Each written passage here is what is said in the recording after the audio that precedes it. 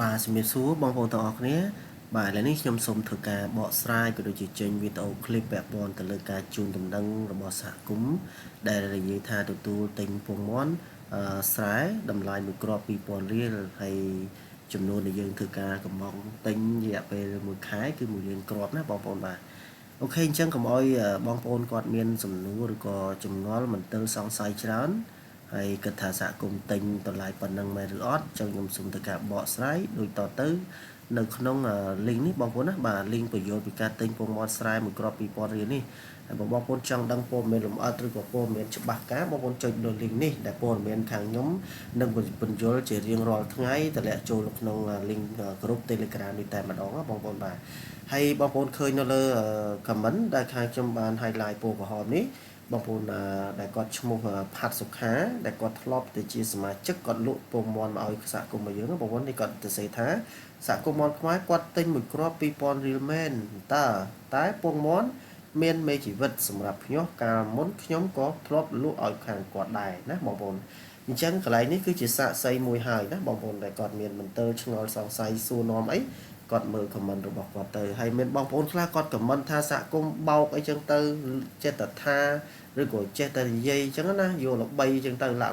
អូខេខ្ញុំមិនបកស្រាយទេពួកគាត់និយាយគ្មានមូលដ្ឋានគ្រឹះឬក៏ហៅគ្មានវិចារណញ្ញាណបើភាសាសាមញ្ញឲ្យខ្លីមួយម៉ាត់ដែលគេនិយាយថា IQ គាត់ខ្សោយណាគាត់មិនទាន់បានគិតស្វែងយល់ពីសហគមន៍ផងគាត់ម៉ៃទៅជារឿងបោកប្រាស់ចឹងទៅឡាអានឹងគេហៅថាមនុស្សយើងគេហៅថាខ្មែរយើង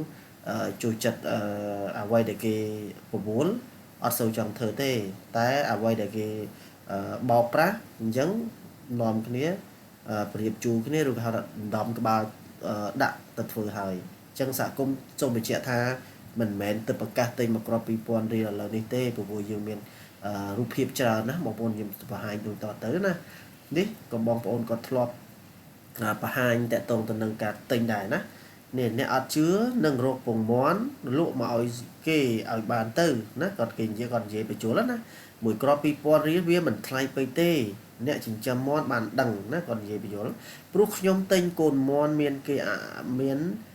មកខ្ញុំទិញកូនមាន់មានថាគាត់ទិញកូនមាន់គាត់ភ្លេចបន្តគាត់ទិញកូនមាន់គេអាយុ15ថ្ងៃមួយ5000រៀលហើយរកទិញមិនបានទៀតផងទាល់តែកំងទុកសម្រាប់ខែមុន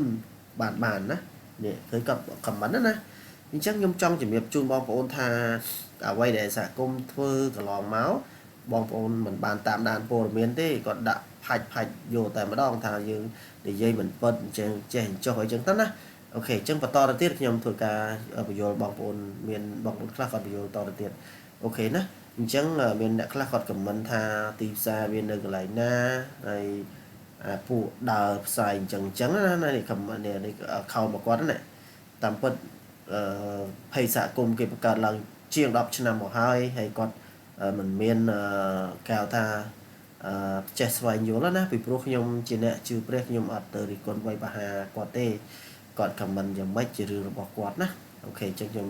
ចុចបន្តទៅទៀតនេះខ្ញុំបានដាក់ link មួយទៀតបាទខ្ញុំបានដាក់ link មួយទៀតឲ្យគាត់ចុចមើលការបញ្យល់ការទិញពងមាន់ស្រែមួយគ្រាប់2000រៀលចុច link នេះដែលខ្ញុំដាក់ជាភាសាអង់គ្លេសថា buy egg chicken ទិញពងមាន់ស្រែអូខេអញ្ចឹងអ្នកមិនជឿថាទិញពងមាន់ស្រែមួយគ្រាប់2000រៀលសូមចុច link ខាងក្រោមមើលណា link ខាងក្រោមខ្ញុំមានដាក់មួយទៀតអញ្ចឹងណាក្នុងតកតងទៅនឹង comment អូខេអញ្ចឹងខ្ញុំចុចបន្តទៅទៀតនេះគឺជាការជូនដំណឹងរបស់សហគមន៍មានន័យថាយើងជាបញ្ជីឈ្មោះខេត្តទទួលសមាជិកចុះកិច្ចសន្យាទិញពងមាន់ថ្មីមានថាពងមាន់ដែលយើងទទួលទិញកិច្ចសន្យាថ្មីណាអញ្ចឹងខេត្តរាជធានីភ្នំពេញយើងទទួល10នាក់បាទយើងចុះកិច្ចសន្យាមកគ្រាប់2000រៀលបាទខេត្តកំពង់ស្ពឺយើងទទួល100នាក់ហើយយើងកាលណាយើងទទួលគ្រប់យើងឈប់ទទួលហើយមិនបានន័យថាយើងទទួលប្រទេសតែផ្ដាស់ទេណាសូមជម្រាបជូនបងប្អូនខេត្តព្រៃវែងយើងយកទៅ10នាក់ទេពីព្រោះយើងមានសមាជិកខេត្តសក្តានុពលយើងយក100នាក់នេះខេត្តកំពង់ស្ពឺគឺជាខេត្តសក្តានុពលបានយើងយកច្រើននោះបាទអញ្ចឹងខេត្តប្រទេសមានជ័យ10នាក់ទេខេត្តកំពង់សាត់ទៅ10នាក់ទេហើយខេត្តបាត់ដំបង10នាក់សៀមរាប100នាក់បាទខេត្តសៀមរាបជាតំបន់ទេសចរយើងមានសក្តានុពលយើងយក100នាក់ខេត្តកណ្ដាលយកតែ20នាក់ទេហើយបៃលិន5នាក់ឯងបងប្អូនណាអញ្ចឹងសូមបញ្ជាក់បងប្អូនឲ្យយល់បាទខេត្តតាកែវ50នាក់បាទខេត្តកំពត50នាក់ខេត្តកំពង់ចាម50នាក់ខេត្តកំពង់ធំ10នាក់ខេត្តកំពង់ឆ្នាំង20នាក់ ខេត្តកោះកុង20នាក់ខេត្តកែប20នាក់ខេត្តត្បូងឃ្មុំ20នាក់ខេត្តស្ទឹងត្រែង30នាក់ស្វាយរៀង30នាក់កោះចេះ30នាក់ដល់បញ្ជ័យ30នាក់ខេត្តរតនគិរី30នាក់បន្ទាយគិរី30នាក់ព្រះវិហារ30នាក់និងព្រះសីហនុ30នាក់អញ្ចឹងសរុបខេត្តទាំងអស់ហ្នឹងដែលខ្ញុំកំណត់ចំណាំបងប្អូនណាចឹងមានថាសមាជិកចំនួនសមាជិកមានកំណត់សូមពុកម៉ែបងប្អូនរុះរាន់មកចុះកិច្ចសន្យាចឹងមានន័យថាប្រសិនបើបងប្អូនមកចុះកិច្ចសន្យាទើបបានមកគ្រាប់2000រៀលហ្នឹងហើយចុះហេតុអ្វីបានខ្ញុំឲ្យចុះកិច្ចសន្យាបងប្អូនត្រូវចាំថាខ្មែរយើងណាបងប្អូនដូចចាប់ក្តាមដាក់ចង្អេចឹងមិនបានខ្ញុំប្រើភាសាចាប់ក្តាមដាក់ចង្អេគាត់ឆាប់ជឿគេគេថាភាសាមួយគេថាអាទិហ៎បងប្អូនណាអត់រួមគ្នាជាចង្កឹះមួយបាច់ទេអត់សាមគ្គីគ្នាទេហើយអញ្ចឹងការចុះកិច្ចសន្យានេះដើម្បីធ្វើឲ្យគាត់សាមគ្គីគ្នាទិញតំណែងពីសហគមន៍ទៅវិញទៅមកពីព្រោះសហគមន៍ជួយរកទីផ្សារទិញពងមាន់គាត់ដើម្បីឲ្យបានថ្លៃចំណែកគាត់អ្នកដែលគាត់មិនជឿអ្នកដែលគាត់មិនចូលគាត់ទៅទិញចំណីគេឆ្នាំគេវាក់សាំងគេកូនមាន់គេពូជមាន់គេសួរគេទៅវិញថាទិញកូនមាន់គាត់អត់ទិញពងមាន់គាត់អត់ចឹងគាត់ខំទៅទិញឲ្យលុយចំណេញទៅគេទាំងអស់តែលទ្ធផលចុងក្រោយគាត់ផលិតឲ្យអត់ទីផ្សារអាហ្នឹងមូលហេតុអីស្មាតទៅភាសាមួយម៉ាត់គេហៅថាគាត់អត់ឆ្លាតគាត់អត់មាន IQ ខ្ពស់បើសិនណាគាត់ចេះធ្វើការងារជារួមជាក្រុមដោយសហគមន៍ម្លេះសំគាត់មានទីផ្សារលក់កូនមាន់លក់ពងមាន់បានថ្លៃអញ្ចឹងយើងរួមគ្នាជាចង្កឹះមួយបាច់យើងធ្វើសហគមន៍ហើយបើគាត់ទៅនៅម្នាក់ឯងអូខេចង្កឹះមួយបាច់មិនបាច់កាច់ទេគាត់តែផ្ទាត់ឬក៏ផ្ទឹកក៏បាក់ដែរអាហ្នឹងភាសាផ្ទាត់ណាមិនបាច់តតែកាច់ផងអញ្ចឹងមានន័យថាបើគាត់ទៅទិញចំណីគេឆ្នាំគេវាសាំងគេពូជមាន់គេកូនមាន់គេពងមាន់គេគឺគេមិនទិញគាត់ទេចង់និយាយអញ្ចឹងហើយបើគាត់មិនរួមគ្នាទេ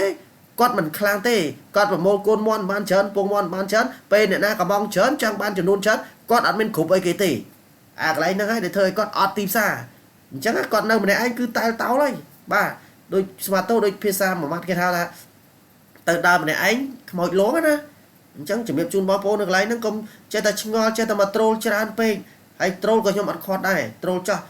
មិនថាកោកសឹកតែមាត់ក្តោកឆ្អែតតែពុះកបីទេអ្នកដែលគេធ្វើអ្នកដែលគេបានគឺគេខំប្រឹងណាគេមិនមែនដេកសុកគេហៅថាដូចសัตว์មរឹគីថាមិនមែនសឹងដេកលក់មរឹគីបោលចូលមាត់ឲ្យជាចំណៃទេអញ្ចឹងខ្ញុំជំរាបជូនបងប្អូនណាតតែប្រឹងណាអញ្ចឹងគ្មានមរឹគីណាដែលបោលចូលមាត់សឹងដេកលក់ទេអញ្ចឹងខ្ញុំជម្រាបជូនបងប្អូនកន្លែងនេះគឺមករួមគ្នាមកធ្វើជាមួយគ្នាដើម្បីបានតម្លៃថ្លៃហើយរួមគ្នាទិញគ្នាទៅវិញទៅមកដើម្បីបង្កើននៅគេហៅថាផលិតកម្មយើងបង្កើននៅប្រាក់ចំណូលយើងហើយនឹងបានផលចំណេញយើងកាន់តែច្រើនអូខេអញ្ចឹងខ្ញុំបញ្យល់បងប្អូនកន្លែងហ្នឹងគឺបងប្អូនត្រូវតែចេះកិច្ចសន្យាបានមករាប់2000រៀលហើយចំណែកអ្នកអត់ចុះកិច្ចសន្យាខ្ញុំអត់ទិញទេខ្ញុំអត់ទិញដាច់ខាតពីព្រោះគាត់អាចទៅយកពងមាន់គេគប់ជេរយកមកលក់គាត់ដើរធ្វើឈ្មួញច្រាំងទិញពងគេមកលក់គាត់គ្មានមេមាន់ច្បាស់លាស់គាត់យកមកលក់ឲ្យសហគមន៍ពេលខ្លះពងមាន់ដែលគ្មានគេហៅថាភាពច្បាស់លាស់ហ្នឹងមាន់មិនច្បាស់មាន់ស្រែជួនកាលយកមកមិនមែនមាន់ស្រែមាន់បៃសាអញ្ចឹងយើងលក់ខូចឈ្មោះខូចអីរបស់សហគមន៍យើងបាត់មួយបាត់អីអស់អូខេណាអញ្ចឹងខ្ញុំបញ្យល់កន្លែងហ្នឹងគឺបើអត់ចុះកិច្ចសន្យាទេសហគមន៍មិនទិញមកក្រប2000រៀលទេហើយសូមបញ្ជាក់សហគមន៍ទិញមិនមែនអត់មានសាកសីទេបងប្អូននេះមកឃើញសមាជិកសហគមន៍គាត់ធ្លាប់លក់មកឲ្យសហគមន៍ពងមាន់លក់តែ3ដងបាន4លានជាងហើយចង់ដឹងថាយ៉ាងម៉េចនេះគឺជាអសររបស់គាត់ហើយនេះគឺជាមុខមាត់គាត់ណាបាទអូខេអញ្ចឹងខ្ញុំបញ្យល់បងប្អូននេះឃើញទេគាត់ទៅសេតារាងថ្ងៃខែឆ្នាំដាក់ពងមាន់ណានេះមួយថ្ងៃពងបានប្រមាណគឺគាត់មានមេមាន់ចំនួន200មេណានេះថ្ងៃខ្លះពងបាន120ថ្ងៃខ្លះពងបាន112ថ្ងៃខ្លះ95ថ្ងៃខ្លះ100ខារ៉ា85អញ្ចឹងទៅថ្ងៃខ្លះ97ថ្ងៃខ្លះ75អញ្ចឹងទៅហើយគាត់ដាក់ចូលទូម្ដងហើយថ្ងៃខ្លះ82គ្រាប់ទៅថ្ងៃខ្លះ79ទៅអញ្ចឹងរហូតហើយអញ្ចឹងមកបាទអញ្ចឹងសរុបជារួមបាទអញ្ចឹងលក់3ដងគាត់បានចំនួនលុយប៉ុណ្ណេះនេះបងប្អូនណានេះ3ដងបានលុយ4លានជាងហើយសួរថាចំណេញអត់មិនចំណេញបងប្អូនគាត់មិនធ្វើទេបាទតើតែចំណេញមិនគាត់ធ្វើហើយនេះគឺជាឈ្មោះគាត់បាទគាត់ទៅសេខ្លួនឯងបាទហើយឈ្មោះគាត់ធ្វើតារាងធ្វើអីប្រាប់ពីការរីកាពងមាន់មកឲ្យសហគមន៍នេះគាត់ដាក់តម្លៃនេះលក់មកក្រប2000រៀលណាបងប្អូននេះឃើញទេនេះទឹកលុយលក់បានហើយបងប្អូនយកបូកលុយបញ្ចូលគ្នាណាលក់3ដង1 2 3នេះបូកទៀងទាំងអស់ណាឃើញប៉ុណ្ណេះបាទឃើញ4លានបាទឃើញ4លាន358,000ណាបងប្អូនបាទហើយសង្ឃដឹងថាចំណេញមិនចំណេញបងប្អូនធ្វើការប្រសោតដាក់មេមាត់ខ្លួនឯងទៅដឹងហើយពីចាស់គេថាបានលឺ1លានដងស្មើបានឃើញម្ដងបានឃើញ1លានដងមិនស្មើអនុវត្តបានខ្លួនឯងម្ដងជោគជ័យ អូខេអញ្ចឹងខ្ញុំលើកទឹកចិត្តឲ្យបងប្អូនធ្វើតេស្តសាកល្បងទៅមេ10ក្បាលមើលដើម្បីឲ្យបងប្អូនដឹងថាជោគជ័យឬមិនជោគជ័យអូខេនេះគឺជាកិច្ចសន្យាលក់ទិញពងមាន់ស្រែមកក្រប2000រៀលទេបងប្អូននេះឃើញនេះភាគីកភាគីសហគមន៍ព្រមព្រៀងទិញតម្លៃមកក្រប2000រៀលបាទហើយមានត្រាមេធាវីប្រថាប់ក្រហមខាងឆេនឲ្យបងប្អូនណាបាទហើយមានស្នាមមេដាយហត្ថលេខាប្រធានសាខារបស់ខាងខ្ញុំអូខេអញ្ចឹងបងប្អូនត្រូវយល់ថាមិនមែនសហគមន៍និយាយតែមាត់ទេហើយកិច្ចសន្យាចុះពីកាលណាបងប្អូនចាំមើលនេះចុះឆ្នាំ2019ហើយមិនទៅបន្តិចណាហើយវាយត្រាមេត្រីវាយត្រាមេធាវីបងប្អូនបាទហើយស្នាមមេដាយសមាជិកហើយឆ្នាំ2019ហើយកិច្ចសន្យាចុះម្ដងបាន5ឆ្នាំហើយគាត់បន្តចុះតទៀតអញ្ចឹងណាបាទអូខេអញ្ចឹងបងប្អូនយល់ហើយកន្លែងហ្នឹងខ្ញុំបញ្ជាក់បងប្អូនប៉ុណ្ណឹងមិនមែនយើងនិយាយតែមាត់ទៅប្រកាសតែងទេណាចឹងសូមជម្រាបជូនអស់លោកស្រីដែលគាត់ comment អត់មាន IQ ខ្ពស់ណាក្នុងការពិចារណាបាទខ្ញុំជម្រាបជូនឲ្យគាត់យល់ណាបាទកន្លែងនេះគឺជាវីដេអូដែលខ្ញុំធ្លាប់ផុសពងមាន់មកក្របតម្លៃ2000រៀលនេះ6ឆ្នាំណាដែលដាក់អង់គ្លេសនេះអ្នកចូលមើលរហូតដល់ 6.1k បាទ view មើលណាអញ្ចឹង6 year ago បាទមានថា6ឆ្នាំកន្លងផុតទៅណាអញ្ចឹងកិច្ចសន្យាដែលខ្ញុំធ្លាប់ធ្វើហើយក៏វីដេអូខ្ញុំធ្លាប់ផុសយូរហើយមិនទៅទិញលើទេណាបងប្អូនណាបាទខ្ញុំធ្លាប់ចុះទៅទិញមាន់នៅកសិដ្ឋានបងលោកបងញ៉ាមកទីនេះវីដេអូបងប្អូនចឹងទៅចុចមើលទៅណានេះវីដេអូនេះអ្នកចូលមើល 18k បាទហើយវីដេអូដែលខ្ញុំចុះទៅទិញមាន់កន្លែងកសិដ្ឋានបងលោកបងញ៉ាមកទីផងដែរនេះមើលវីដេអូមាន 3.9k ណាហើយ5ឆ្នាំកន្លងមកហើយបាទហើយវីដេអូនេះគឺ6ឆ្នាំកន្លងមកហើយអញ្ចឹងមិនមែនទឹកនេះណាទៅផុសទេបងប្អូនចុច YouTube វាយ channel ក្រុមហ៊ុនចម្រើនមនស្រែអង្គទៅឃើញហើយព្រោះក្រុមហ៊ុនចម្រើនមនស្រែអង្គជាក្រុមហ៊ុនរបស់ខ្ញុំបាទប្រពន្ធខ្ញុំគឺជាប្រធានក្រុមហ៊ុនចម្រើនមនស្រែអង្គចំណែកខ្ញុំគឺជាប្រធានសហគមន៍បាទអញ្ចឹងខ្ញុំជំរាបជូនបងប្អូនឲ្យដឹងហើយនេះជារោងចក្រផលិតទូភ្ញាស់របស់យើងណានេះរោងចក្រផលិតទូភ្ញាស់បាទហើយនេះតាក់ទងទៅនឹងសមាជិកគាត់ភ្ញាស់កូនមន់ឲ្យបងប្អូនចង់ដឹងចុចចូល channel YouTube មើលទៅអូខេអញ្ចឹងខ្ញុំមានប៉ុណ្្នឹងទេហើយបងប្អូនចង់ដឹងព័ត៌មានលម្អិតផ្សេងទៀតចឹងបងប្អូនអាចតាមដាន page សហគមន៍បន្តហើយក៏ដូចជាចុចចូល channel YouTube របស់ក្រុមហ៊ុនចម្រើនមនស្រែអង្គក៏ដូចជាចុច channel Telegram ដើម្បីមើលព័ត៌មានលម្អិតពាក់ព័ន្ធទៅលើការ